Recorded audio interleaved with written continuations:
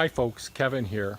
Well, it's it's April 21st, 2017, and I know there were questions about the waterways and the swales and all, and we're having some rainy days, and I've been doing a lot of work with some of the water controlling mechanisms, the swales, spillways and all, and I just wanted to take a walk around the property and see what we've got. Now this battery is going to die, so I won't be able to use my mobile unit, but behind me is pond 1, and that's sort of a kidney shaped pond with a peninsula with the tree right behind my thumb here, and you'll be able to see that in some of the aerial videos with the drone shots I've done in the past.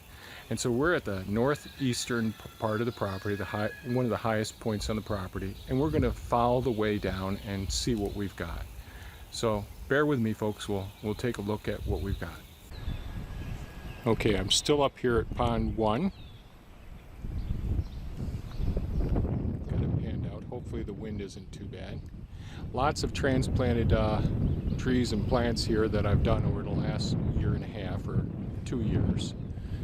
There's lily pads that'll start showing up when it's time, because last fall I transplanted a lot of those.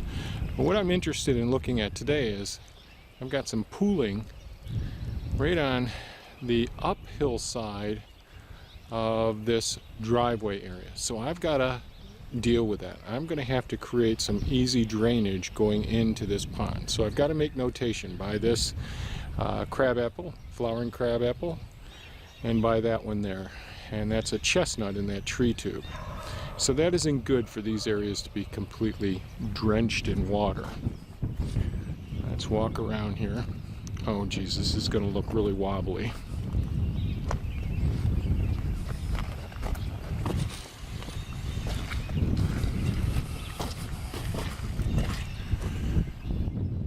So here we are looking around. There's the big willow, a couple benches on the peninsula here. And again, pond 1, Pepe, the area I just talked about that I've got to fix here. The slope of the property goes from the roadway down towards the pond, but I've got to deal with this spot here. Now the slope, I'm capturing lots of water in these swales. And the swale drains. It has a spillway area. Now this is one of the trees I just transplanted. You can see it's all disrupted there, and I pruned around it. So there's some sediment in this water here.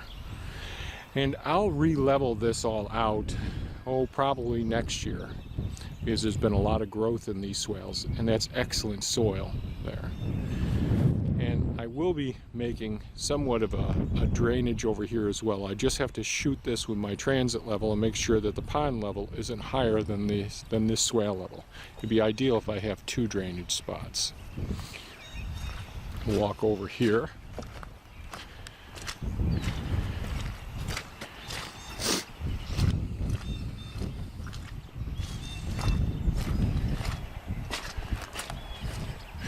So a little bit of pooling on this side of the driveway. It's not too bad, but that's an easy fix to drain this going into this pond.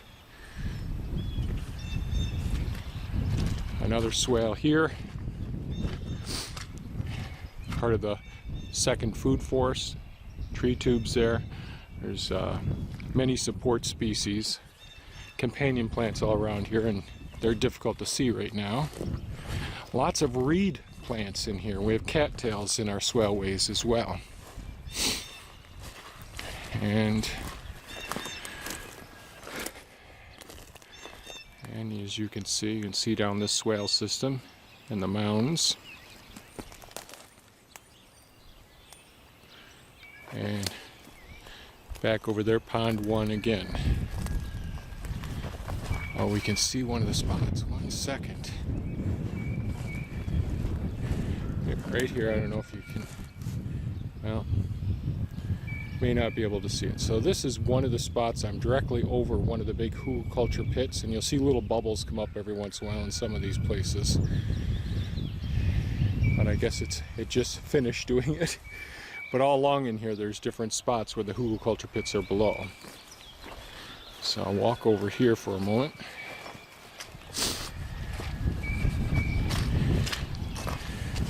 Here's one of those areas that I've been placing a lot of the heavy mulching in here. Here's one of the garlic beds.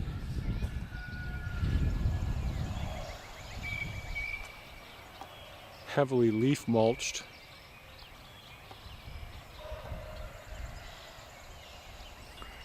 And bordered on each side to keep the compost contained is a great amount of wood chips on either side of the compost. And again, another swale on the other side of this garlic bed. And another part of the food forest, you can see these are some of the, I transplanted some of the plum and peach trees from down and back, and they're interspersed here, and I really had to cut them back because they're already budding out. Alright, we're going to head down there towards Pond 2, but all through here there's multiple swales and mounds. The mounds are for the, I'll just walk over here. The mounds are for all the food forest, all the fruit and nut trees. The whole front is loaded with pecans, walnuts, heart nuts. What else are up there? Besides other support species and flowering crab apples, all of those sorts of things. So here's another garlic bed. Here. And there's a space in between another garlic bed that I haven't planted yet because I still have to create the soil for that area. And all of these swales that I'm showing are all interconnected. Oh, dang it. So here's another swale here next to another mound that's planted with food forest trees, fruit and nut trees. So all these swales are interconnected with the exception of this one. This one is not interconnected. This one is an isolated one that drains off to the side, and we'll go down to Pond 2 in just a moment. Okay, I'm up at Pond 2 right now, and there's going to be a lot of sediment in the water right here, right now. Because I've been doing a lot of work around here. You can see a couple of the wild mallards here. Kind of looks like an endless pool there where the spillway is. And that's something I've been working on this spillway. And I'll go over that in a future video, how I'm going to work on that. But transplanting some of these flowering crab apples. 3 of them here. And some of the topiaries from around the front of the house. Other ones as well, another one there, the head of another swale. So really trying to make things not just functional and productive, but also beautiful. So this is far from there yet, but we're trying to create our paradise. So this Pond 2, like I said, there's a lot of sediment in here right now. The spillway level, looking at your levels when you're putting in these systems, you really want a nice wide level spillway, so you pacify the water as it goes over there during the times of really heavy snow melts and rainfalls. And you see the level that's at. Now we got to look at the water inlet level. So this is one of the areas where I'm draining a swale.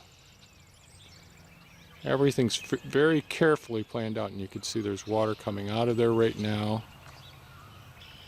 And so we want to have the drain feeding into a water feature at a higher level than the outflow.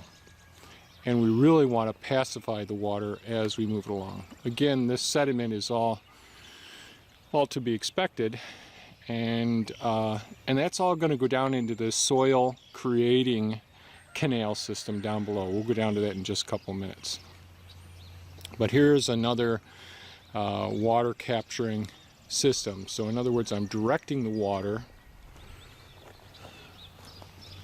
coming down from this area where the heavy wood mulch up above, and there's the areas. Now I'm going to pause for a second here and get up closer up there. All right, a couple of minutes ago I was up here and I showed the other side of this mound of soil near the non-connected swale system on the other side there. That's where the non-connected one is, and that'll drain right around here, and it'll just bypass this large area here. So this is the area where I do the all of the composting, and I'll be making videos up in this area. This is a recently modified area as well. But we want to have the compost material not going into the pond. So we call it fertigation when we're incorporating both irrigation and organic fertilization. So if we're doing the composting in this area, I don't want the water to come all the way down over to here and feed directly into pond 2. So what we're doing is we create this other system where the water actually flows from the composting system. Oh boy, let me see if I can walk across here. And works its way down into this swale system. And the swale system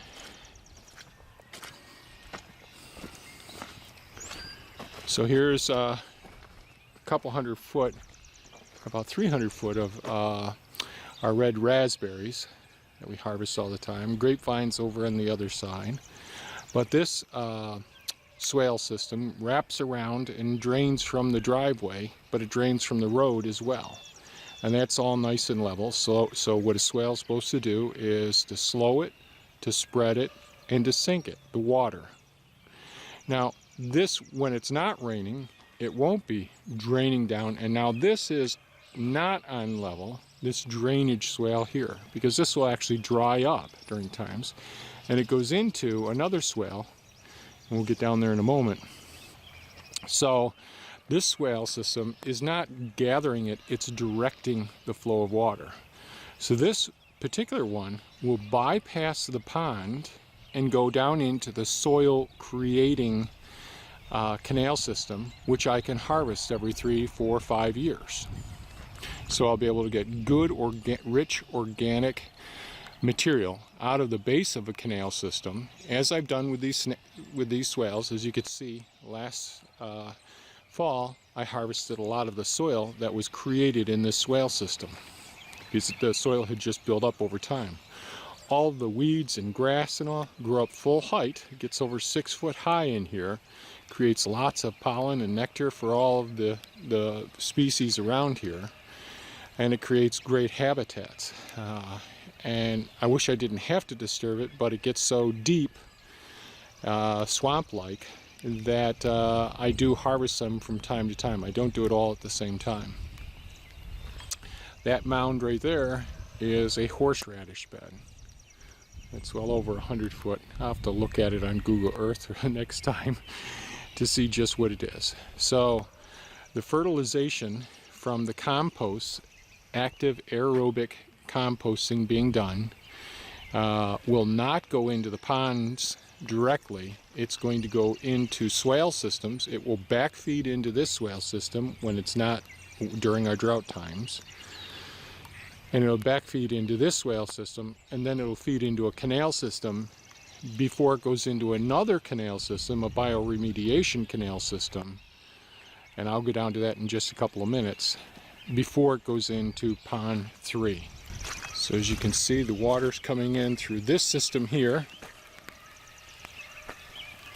going down into this swale system, which is level, fairly on contour, and draining from the crown of the road of our driveway as well, our main access road. Again, more fruit trees all along in here. Many different supportive species, hazelnuts over there, pecans, a whole variety of nuts up near the road as well.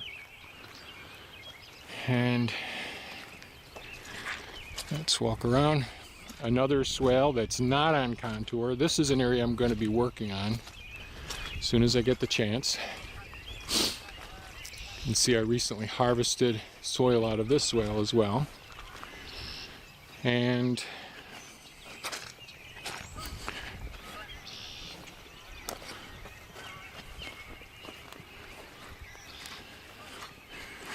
So here's our spillway, and this is the one I'm working on. I'll shoot a video when I do work on it. Really paying close attention. You can sort of see the slope of this area here. It's about 2.5 feet deeper there. And right here, this is 6 feet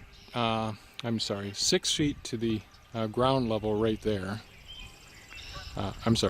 6 feet to the ground level over at the house, 8 feet down to the ground level right there, and about 10 feet to the bottom of the canal right at this area. And it gets deeper as it goes down there along the hugelkultur terrace down in that area.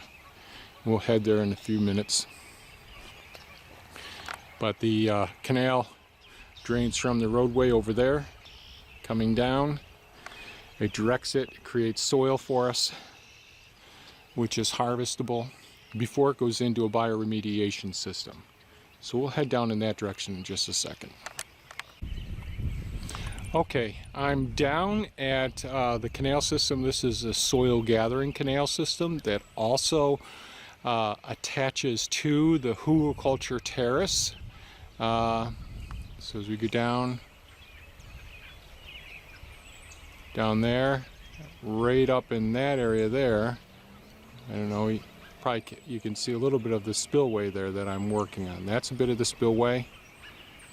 There's drainage system coming down from the swales besides the spillway, coming down into the canal system.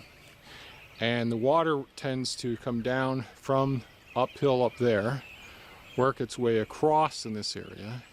And so in the next year or so, I'll be showing what I'm going to do for collecting water and storing it during the droughts up on the highest part of the property, or the second highest part of the property. But this is all about creating soil, creating habitats, niches, all in these areas. So this, it's about 3.5 foot deep here at the end of this canal system here. And then I have to drive right across here. So this is these areas. So this I created this drainage swale. And we'll go over there for a second. But this is the drainage swale that collects water from around our Zone 1 garden. And I can drive right across this because the angles here are pretty good. I may have to chop out a little bit more right in this area here to make it a little bit smoother transition, so that my trailer hitch doesn't bottom out, or the jack that raises the front of the trailer. There's the canal in the terraced area, drains across this drive area. That's number 2 stone I put in right there to support it. You can see where the number 2 stone ends. And this was the area I excavated out before in the drainage swale video that I created. Alright, so we have the soil creating canal there that drains down into this area. Now this will all be cattails and reed plants in this area, nice and swampy. And then we get into the bioremediation canal system, and that's just half of it we're looking at on this side. The other half's on the other side of the driveway. And this goes into Pond 3 over here. This pergola and the one on the other side of this canal system, both are for grapevines.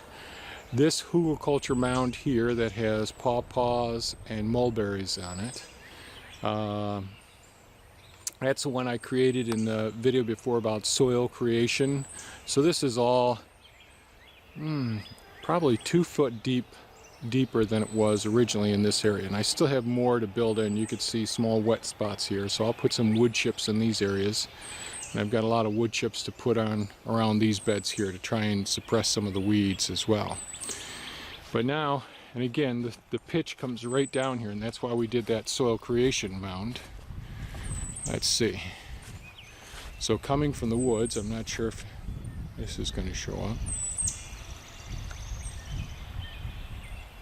My screen on my camera is kind of smudged, so I'm not sure how well this is going to show. So we got water that's coming down from all of the area up here, and that's what I'm going to redirect going into the to the soil canal system in the future, but not yet. And that's after I really work on the terrace system. But we'll follow this down now, and this is, I did some of this work yesterday.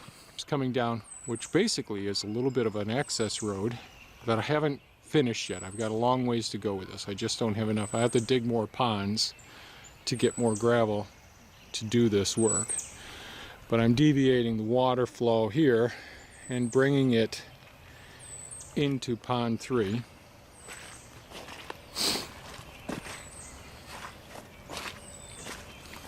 And you can see some of the sand here that's gathered. It's heavier.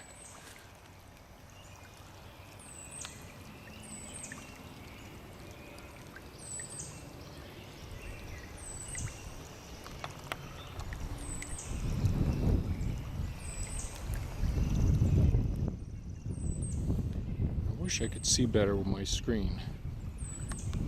I'm hoping that I'm shooting at the right spots. And so there's a fair amount of sediment in pond 3. It's one of the gazebos on the other side of the pond there. Another island pond. And then we're going to walk around to the other spot. So this was all stone walls all over the property, and I buried a lot of them. And all of this stone will get buried over in this area here, which will be a nice little wild shade garden for the wildlife. And there's a lot of the trees that came down this spring.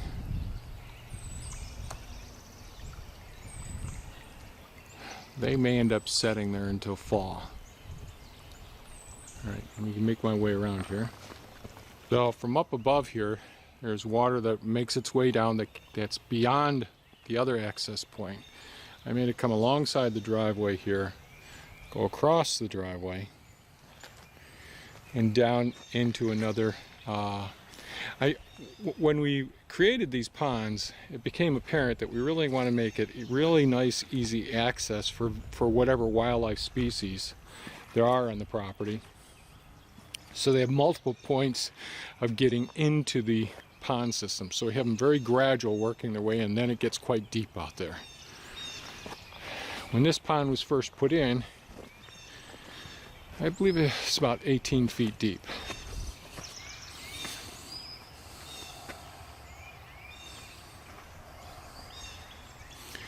I'm making a little sitting spot over here.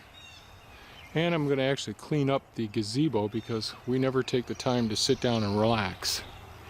That's a goal.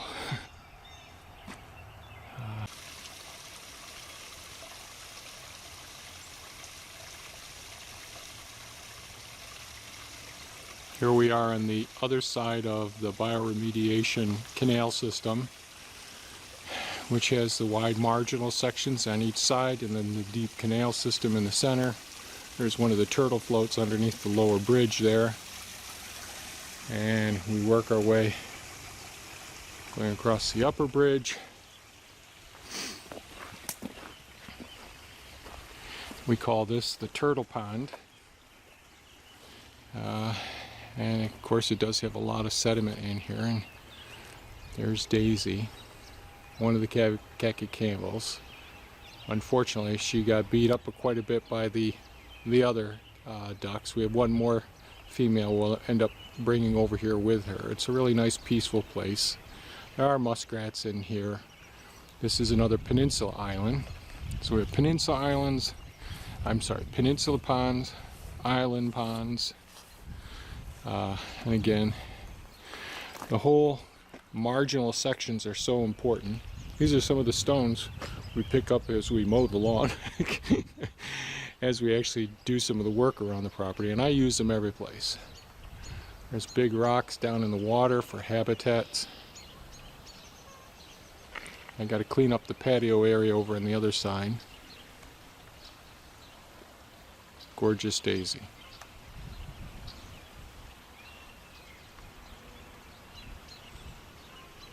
This pond will look totally different in a couple of months once all the lily pads are up and all the marginal plants are up. And that's the first food forest out back there. The area where the blueberries are. The other gazebo, future greenhouse, chicken coop, and pond 5 over there, which we won't go to today. So what's the point of making this video today? Well, there's really a couple of points that I wanted to address. One, I think it was Joan, maybe Peggy, I can't remember who actually asked the question about, can you show it, or is it made the comment, can you show us some more of your swale systems? Now, I didn't get through all of it today, or all the ponds and all, and they'll come up in future videos. And certainly when we do the DJI drone shots, you'll be able to see how things look at various times of the season as well. One thing I really wanted to do was is to take a look at how I'm approaching problems or failures in my design system when I put the whole system in, so that I can identify areas that I can tweak or address the problem where I'm letting water pool. And I'm not utilizing it appropriately, or that some of the roots of some of the trees potentially could go anaerobic, and trees need, and bushes all need their oxygen as well. So we don't want to oversaturate for prolonged periods of time areas of soil where the plants are planted. So it's about, with our swales, we want to capture water, we want to slow it down, spread it out, and sink it into the soil. The more soil we have, the more water retaining possibilities we have.